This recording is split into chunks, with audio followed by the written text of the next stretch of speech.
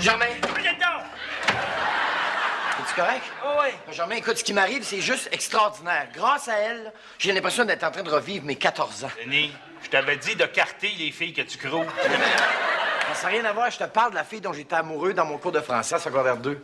La fille que j'observais en cachette puis qui me faisait tellement rougir quand elle s'apercevait que je l'observais. Tu l'as retrouvé? Ben, non seulement je l'ai retrouvé, on se revoit à soir. Hey, j'ose à peine y parler dans ce temps-là, puis là, c'est comme si le destin me donnait une deuxième chance de réaliser mon fantasme. C'est quoi son nom? Ah non, c'est pas un nom, c'est plus beau que ça. C'est les 4 syllabes qui ont signifié pour moi l'éveil à l'amour et à la sensualité. Emmanuel? Madame Frigon. Madame Frigon? Ah oui, Madame Frigon, mon prof. Oui, mais Denis, quand je te dis de carter tes dates, là, c'est pas dans le but de leur offrir un rabais de l'âge d'or.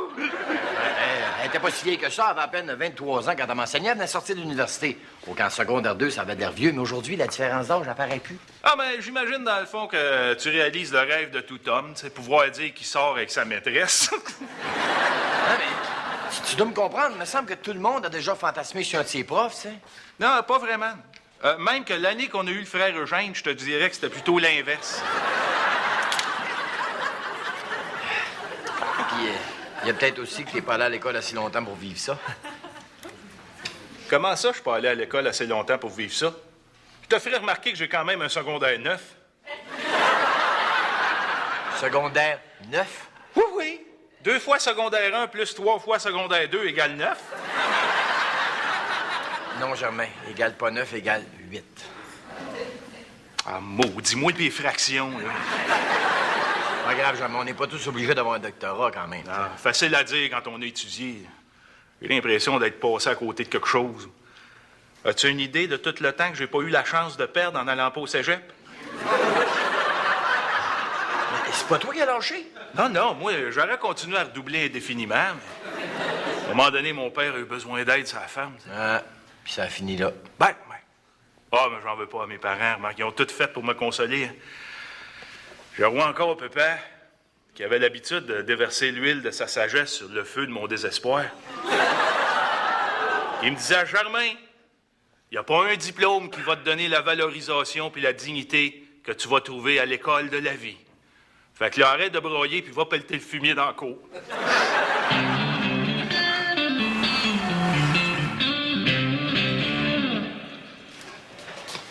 Je m'excuse, Madeleine, la réunion a duré plus longtemps que prévu. J'espère que tu as un mot de retard. Ma farceuse, toi. Allez, assieds-toi. Non, j'ai pas de mot de retard, mais j'ai pensé à toi en m'en venant, puis j'ai acheté ça pour toi.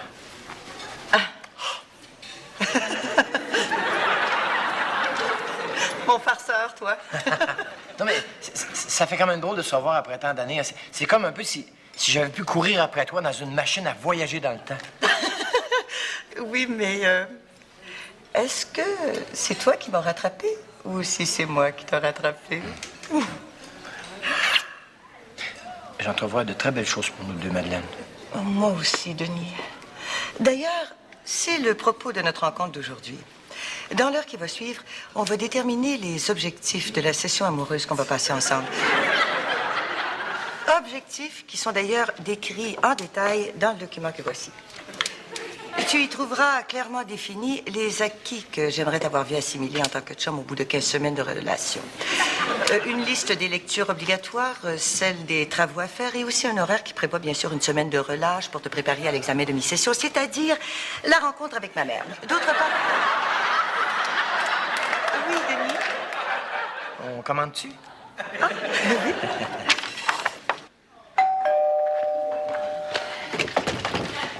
Germain? Mais qu'est-ce que tu fais là? Je retourne à l'école!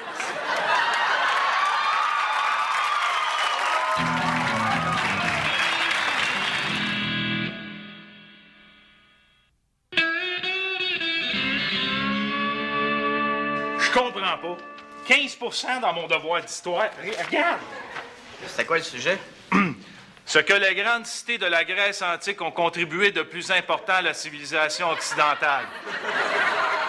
C'est intéressant, ça. T'as choisi quelle ville? Sparte, qui, comme son nom l'indique, est la place où ils ont inventé Spartplug. Le prof doit mailler, je vois pas d'autre chose. Ah ben moi, oui, par exemple. Regarde, juste dans les 2 premiers mots sur la page, il y a 4 fautes d'orthographe. T'es sûr? Ben oui. Germain, puis l'anglois. Ça s'écrit pas de même. Et donc, t'es-tu après te mettre de son bord, toi? Hey, tu m'as-tu demandé de venir t'aider, oui ou non? Ah, ben, avoir su que monsieur la petite bolle m'aurait pris de haut, j'aurais rien demandé pantoute. C'est pas ça, Germain. C'est juste que je suis peut-être pas la meilleure personne pour t'aider. Qu'est-ce que tu veux dire? Ben, tu sais, ça te prendrait peut-être quelqu'un qui comprendrait mieux que moi le genre de difficultés que tu rencontres. Hein? Une personne qui est passée par là, elle aussi, et puis qui t'apporterait une aide beaucoup mieux adaptée à ta situation. Qui? Mélanie. T'es malade, Nico. Ta soeur est archi-poche à l'école. Bon, OK, elle est un peu plus douée que toi, mais juste pas assez pour que tu te sentes complexé. Hein? Tu comprends? Parce que tu sais, enseigner, c'est bien, mais c'est en tant qu'auteur que ma vie trouve tout son sens. Pareil pour moi. Dans mon dernier livre, je décris mes coups de cœur pour la Riviera, Monte-Carlo, Granada. Puis moi aussi, hein. Puis j'ai essayé aussi la Porsche, la Corvette, la Mustang. C'est vrai que t'écris, toi aussi, hein? D'une certaine manière. Et d'ailleurs, j'ai eu l'occasion de feuilleter ton guide de l'auto tout à l'heure pendant que t'étais au petit coin. Mais bon, Puis, comment t'as aimé ça? Ben, ça correspond aux attentes de certaines personnes, j'imagine. Non, mais tu peux me donner franchement ton opinion, hein? Je te donnerai 50 juste. Hein, oh, comment ça? Ben, prends pas ça mal. Mais, par bout, en te lisant, j'avais l'impression d'avoir affaire à un garçon de secondaire 5. Voyons donc. En plus, il y a des gros problèmes au niveau de la langue. Ah oui? Puis autre chose aussi. De quoi? Ça ressemble beaucoup à ce que fait Jacques Duval-Denis. Puis en tant que prof, tu peux t'imaginer ce que je pense du plagiat. De plagiat? Comment j'aurais pu copier ce gars-là? J'ai jamais lu son guide de l'auto à lui, moi. Si je me fie à ce qui est écrit sur la Acura Integra... Un petit peu la Acura Integra. À part de ça, y a-tu un seul mot là-dedans qui est pareil aussi? Hein? Un seul? Non, c'est sûr. Ah, c'est une insulte à mon intelligence. Penses-tu que je sais pas me servir d'un dictionnaire des synonymes, quand même?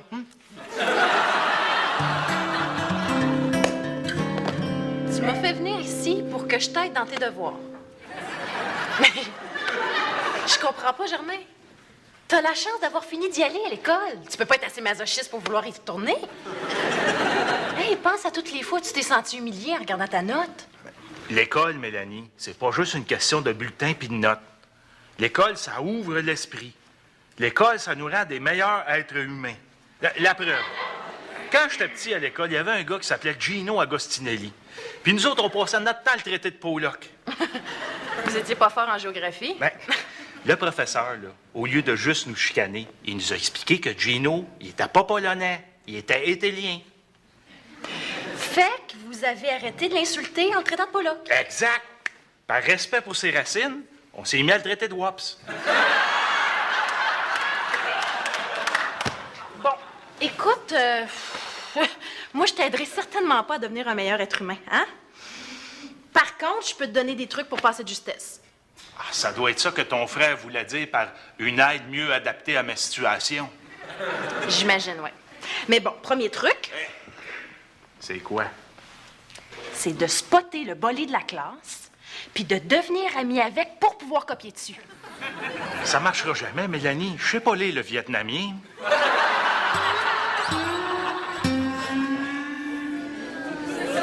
Puis, comment t'as aimé ça? Ben, ça correspond aux attentes de certaines personnes, j'imagine. Non, tu peux me donner franchement ton opinion, là? Je te donnerai 50 Hey, wow, là. Comment ça? Ben, prends pas ça mal, le Denis, mais par bout, j'avais l'impression d'avoir affaire à un garçon de secondaire 5. Voyons donc.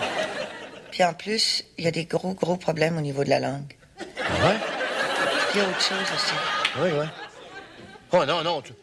Pitié, tu vas me dire en plus que ça ressemble à ce qu'a fait Jacques Duval, quand même. Oh, c'est rien, ça, Nico. Mes notes n'arrêtent pas de monter. J'ai réussi à passer mon examen de français, puis j'ai eu 61 dans ma composition. Félicitations. C'était quoi le sujet? Qui est votre idole et pourquoi l'admirez-vous? T'as choisi de parler de qui? Monsieur Moffler? Non, mon père. Tu veux-tu que je t'en lise un bout? Ben, ouais, ça te fait plaisir. Écoute, Bon, voilà. Mon idole s'appelle Pepin. Ça tombe bien qu'il s'appelle de même, à cause qu'il est mon père. J'aime Pepin gros comme ça. Il est très fin, même s'il n'est pas jasant. Il ne bouge pas beaucoup non plus. En fait, Pepin occupe le plus clair de son temps à rester tranquille. Cela est normal, car Pepin est décédé. ça veut dire que t'as le sens du punch, hein? C'est ça, hein? Écoute, c'est très, très toi. Oui, hein? Ah oui. Puis méchant suspense en plus, hein? Hey! On a assez le goût de connaître la suite. Ben, je peux te la lire, si tu Non. veux. Donne-toi pas cette peine-là. Ah non, mais ça me dérange pas pantoute, Nico. Non, mais regarde, c'est parce que je sais pas si je serais capable de le supporter. Tu sais, trop d'émotions d'un coup. Ah, mais regarde, ce que je vais faire, là, c'est que je vais te l'emprunter pour la lire tranquille chez nous. OK? Ah, comme tu veux. Ah. Puis tu remercieras ta sœur de ma part, hein? C'est elle qui m'a fait comprendre que la seule façon que j'avais de passer, c'était de faire pitié auprès du prof.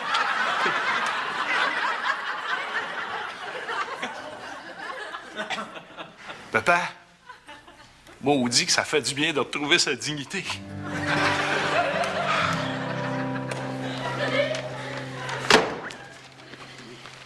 Hey! Bon, c'est quoi ça? Ça, c'est la preuve que Germain sera jamais Victor Hugo. Puis que pour certaines personnes, les études, c'est une perte de temps. Hey! C'est pas parce qu'on n'a pas 100% dans toutes les matières comme toi qu'on perd notre temps, OK? Non, mais regarde ça. 61%. C'est minable. Pis, il a passé, non? Parce que son prof a eu pitié de lui. Jette un œil là-dessus, là. On dirait que c'est un enfant de 8 ans qui a écrit ça. Puis encore. Un enfant de 8 ans.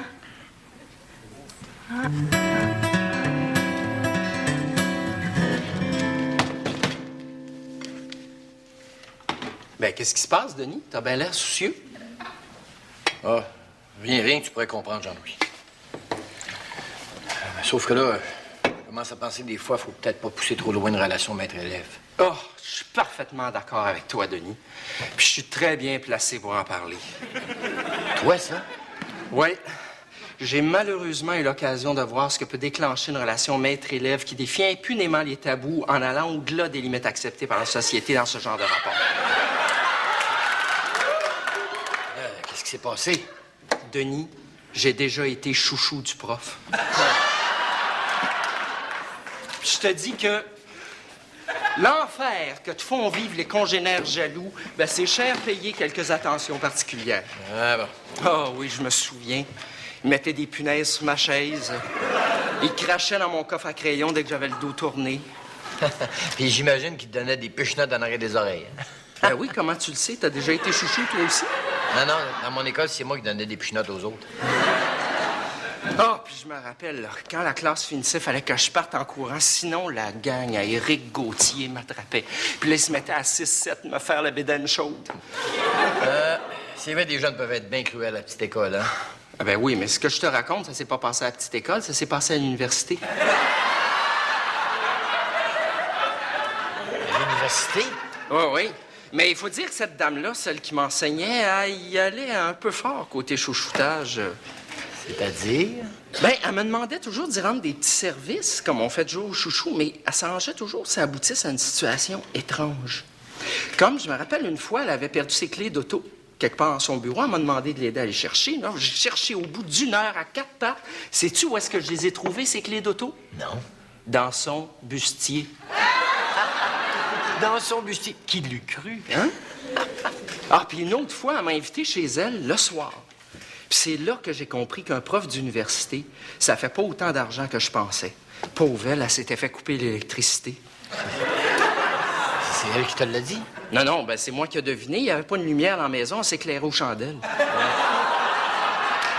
En plus, là, elle avait tellement l'air d'avoir froid, elle arrêtait pas de se coller sur moi. Jean-Louis, t'es sûr que c'est parce qu'elle avait froid? Ben, J'imagine, avec quasiment rien sur le dos. Non, mais Madeleine, c'est pas de ta faute, c'est moi qui... C'est de ma... Non, pas comme ça, non. Madeleine, faut pas que tu m'en veuilles. Je sais que ça va te faire de la peine, mais ça peut pas continuer comme ça. Il faut que tu comprennes que...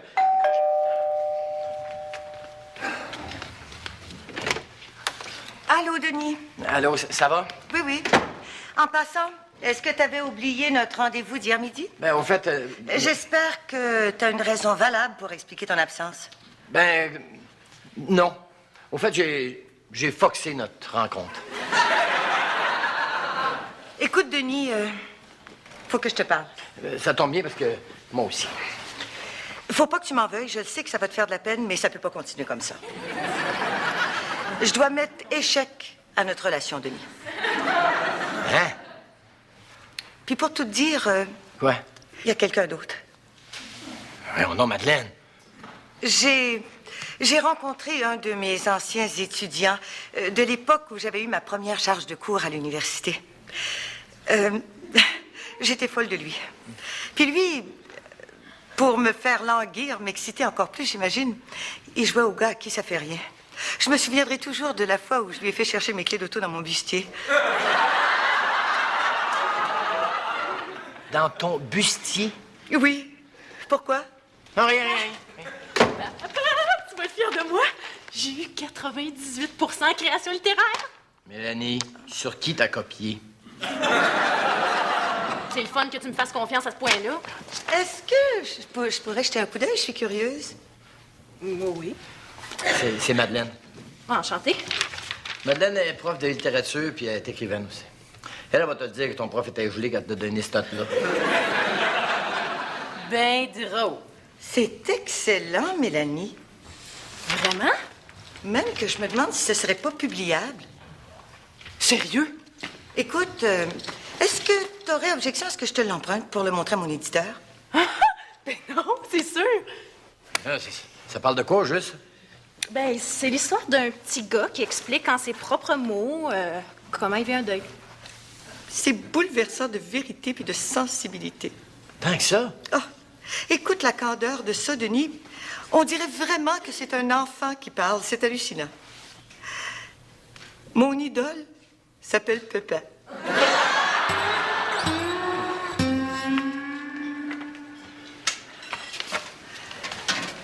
Madame Frigo.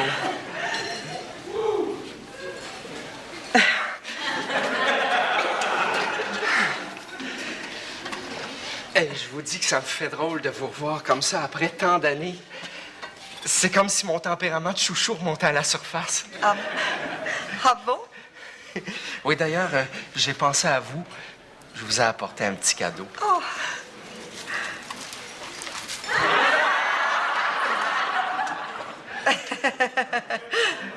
Mon farceur, va. Non, c'est pas une farce. Comme ça, tu faisais pas semblant dans le temps? T'es têteux? Oh, mais j'ai aucun mérite. Ma mère m'a élevé de même.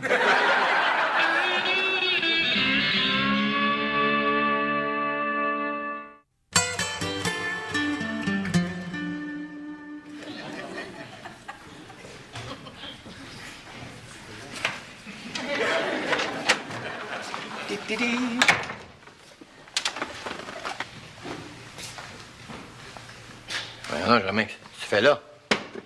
Je lis du Proust. C'est la radio, Gilles Proust, c'est bien moins forçant que les séries. Pas Gilles, Marcel Proust. Ça se peut-tu être inculte de même? C'est-tu parent, moi? Son frère, je pense. C'est-tu bon? Ben, disons que il y a beaucoup de mots. Et il écrit-tu bien? Ben, il écrit surtout petit. Pourquoi tu fais ça, au juste? Je veux dire, lire des livres. Ben, vois-tu, Denis, depuis que j'ai effectué mon retour à l'école, j'ai pris conscience de mon énorme potentiel en tant qu'écrivain. Fait que là, je check la compétition avant de me lancer là-dedans sérieusement. Genre, mais faut pas virer fou, là, tu sais. J'ai beaucoup de respect pour un gars de ton âge qui retourne ses bancs d'école, là. Mais c'est pas parce que t'as eu 2-3 bonnes petites notes, faut que tu t'enfles la tête, là, hein. Qu'est-ce que tu veux dire? Ben, dis, peut-être que t'écris bien, mais t'écriras jamais aussi bien que Mélanie. Elle écrit bien. Mélanie, tu peux pas croire, je sais pas ce qu'elle va tout chercher ça, elle. Hein?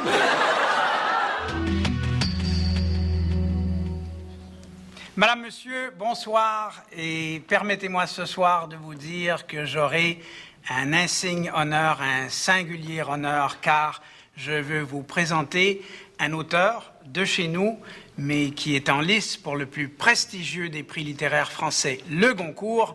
C'est avec grand plaisir que je dis bonsoir à Madame Madeleine Frigon. Bonsoir, Madame Frigon. Bonsoir, Monsieur Scully. Et je précise pour le public, c'est un livre où le narrateur est un déficient mental. Est-ce que vous permettez que j'en lise quelques phrases? Je vous en prie. Mon idole s'appelle Pepa. J'aime Pepa gros comme ça. Il est très fin, même s'il n'est pas jasant. Il ne bouge pas beaucoup non plus.